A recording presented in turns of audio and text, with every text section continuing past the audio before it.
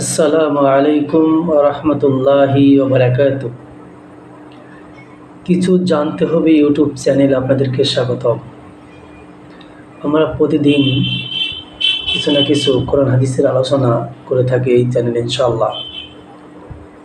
তো আজকে আমরা যে হাদিসটি আলোচনা করব, ইমানের শাখা কতগুলো, সর্বোত্তম শাখা কোনটি। আসুন এ বিষয়ে রাসূল সাল্লাল্লাহু আলাইহি সাল্লাম কি বলেছেন আমরা হাদিস থেকে শুনি। আবু হুরায়রা রাদিয়াল্লাহু আনহু হতে বর্ণিত, তিনি বলেন, রাসূল সাল্লাল্লাহু আলাইহি সাল্লাম বলেছেন, ইমানের ৭০টিরও বেশি শাখা রয়েছে।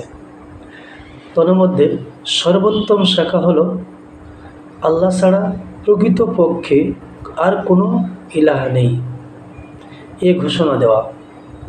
সাধারণ শাখা হলো কষ্টদায়ক কোনো বস্তুকে পথ থেকে অপসারিত করা, আর লজ্জাশীলতা ইমানের একটি শাখা।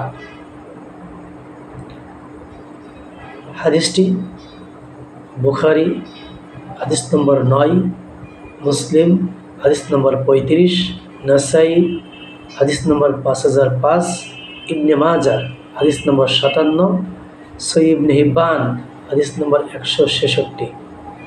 তাহলে আমরা এই হাদিস থেকে বুঝতে পারলাম ইমানের শাখা ৭০টিরও বেশি। সর্বোত্তম শাখা কোনটি, আর একেবারে ছোট্ট ইমানের শাখা কোনটি।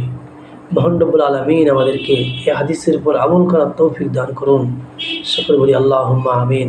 আসসালামু আলাইকুম ওয়া রাহমাতুল্লাহি ওয়া বারাকাতুহু।